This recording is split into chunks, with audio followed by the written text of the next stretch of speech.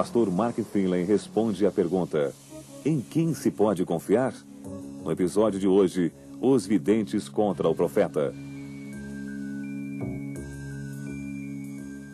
Não faz muitos anos eu estava em frente ao caixa de um mercadinho próximo à minha casa. Enquanto eu aguardava, eu olhei as manchetes de alguns jornais sensacionalistas. Quero assegurar a vocês de que eu não leio este tipo de literatura. E do meu ponto de vista, este tipo de literatura é para pessoas de mente muito estreita. Para se acreditar neste tipo de sensacionalismo, tem que se ter uma mente muito estreita. Então, quando eu estava parado em frente ao caixa, eu olhei para este jornal sensacionalista e eu olhei muitas vezes. Eu olhei 2 vezes, depois eu olhei 3 vezes. Então eu parei, olhei de novo e eu o comprei. Porém, eu quero assegurar a vocês de que o motivo que me fez comprar o jornal foi por causa da manchete que dizia assim: predições bíblicas para 1996. E eu queria descobrir o que estes jornais falavam sobre as predições bíblicas para 96. Portanto, se você está interessado nas predições bíblicas para 96, aqui estão elas. Número 1. Fevereiro de 1996. Me desculpem, já passamos desta data, mas de qualquer forma, milhares e milhares de pessoas seriam convertidas ao cristianismo. Eles perderam esta e não foi a única. Em julho, uma imagem de Jesus mais alta do que o Corcovado apareceria sobre a capital dos Estados Unidos e milhões se converteriam. Na primavera de 1996 estaria prevista uma grande seca e milhões de pessoas morreriam de fome por todo o país. Em julho e agosto, os 4 cavaleiros seriam vistos nos céus de Montreal, isso em 96, e depois sobre Copenhague. Então, em setembro, um dos maiores eventos de todos, um evangelista estaria pregando. As câmeras estariam gravando em vídeo. E isto é verdade, isto era o que aquele jornal estava dizendo. Este pregador seria levado para o céu. E eu estava louvando ao Senhor, pois talvez fosse eu, talvez numa de nossas conferências. Porém, eles disseram que seria em setembro. Então, eles perderam nossa gravação aqui e com certeza não seria eu. Quando eu li isto, eu pensei, estas são as supostas predições bíblicas para 1996? E fiquei procurando quantos textos bíblicos o artigo tinha. Li todo ele.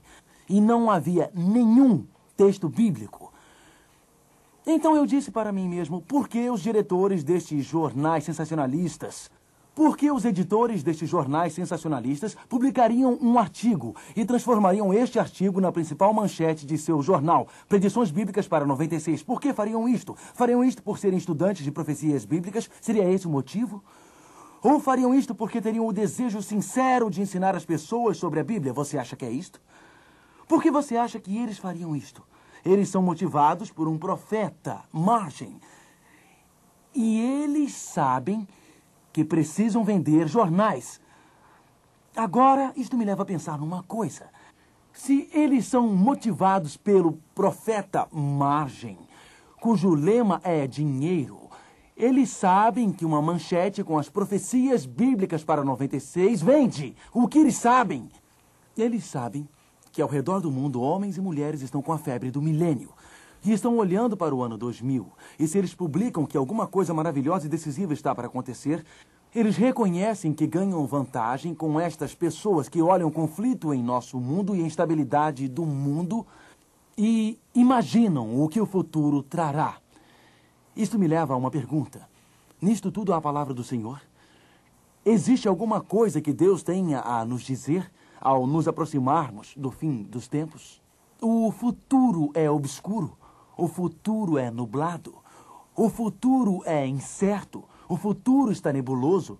O futuro está escuro. O futuro é uma incógnita. O que o futuro nos reserva? Pegue a sua Bíblia, por favor, e abra em Daniel, no 2º capítulo. Porque aqui, nas antigas profecias de Daniel, Deus revela para nós um sonho no quarto de um antigo rei e prediz o futuro 2500 anos antes.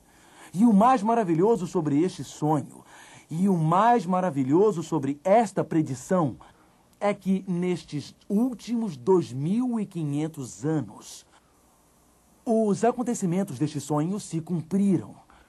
Todos os detalhes deste sonho já se cumpriram.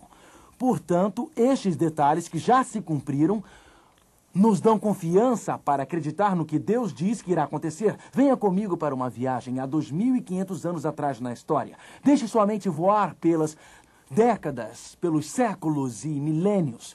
De volta aos desertos arenosos da Babilônia. De volta ao palácio do rei Nabucodonosor. Abra sua Bíblia em Daniel capítulo 2. No segundo ano do reinado de Nabucodonosor, Nabucodonosor teve um sonho. O seu espírito se perturbou e passou-lhe o sono. E então o rei mandou chamar os magos, os astrólogos, os encantadores e os caldeus para que declarassem ao rei qual tinha sido o seu sonho. O rei foi dormir uma noite. E enquanto ele dormia no seu palácio, com seu pijama real, entre seus lençóis de seda, começou a se mexer e não conseguia dormir. Acordou no dia seguinte e disse: eu tive um sonho, mas eu não tenho certeza do que eu sonhei. Você já teve um sonho e acordou no dia seguinte e não se lembrou do que sonhou? Já teve esta experiência? Mas é claro, você diz: eu sonhei alguma coisa, mas eu não lembro do que era. Algumas pessoas dizem que se você comer pizza às 10 da noite ou às 10:30 da noite ou comer um grande prato de espaguete, o sangue desce para o estômago para ajudar a fazer a digestão e aí você sonha. Eu posso assegurar que o rei Nabucodonosor não estava comendo macarrão e muito menos comida baiana. Eu posso assegurar que o sonho que o rei teve não foi por nenhum fenômeno físico que aconteceu, mas o Deus do céu deu ao rei este sonho. E as escrituras dizem que o rei chamou os mágicos, os astrólogos, os seus encantadores e os caldeus. Agora, quem eram estas pessoas que o rei chamou? Bem, eram os mágicos. Eram os homens de confiança do rei. Eles derramavam óleo na água. Viam as mudanças e tentavam prever o futuro. Alguns mágicos também eram leitores de mãos, olhando para as linhas das mãos. Os mágicos tinham muitas cartas que eles jogavam. Mas uma das principais coisas que eles faziam era pegar uma vaca, os mágicos babilônicos, e a cortavam ao meio. E olhando o fígado da vaca, tentavam prever o futuro.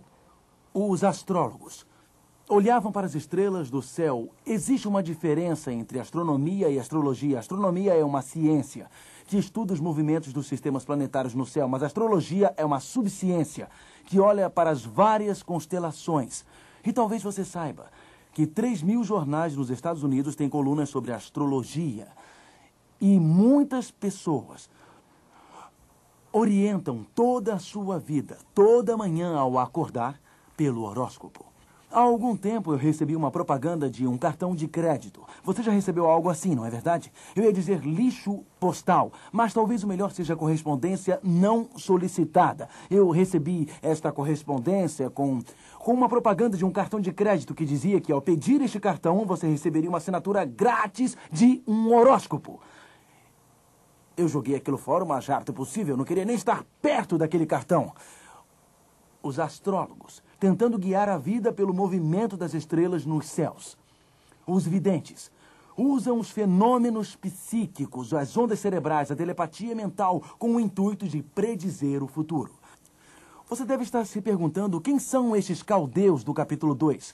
Os caldeus eram a elite educada, os mestres. Então o rei Nabucodonosor entrou em contato com todos aqueles que pensavam que sabiam alguma coisa. Todos os maiores sábios do mundo. E disse: mágicos, joguem o óleo sobre a água para me dizerem o futuro. Astrólogos, olhem para o céu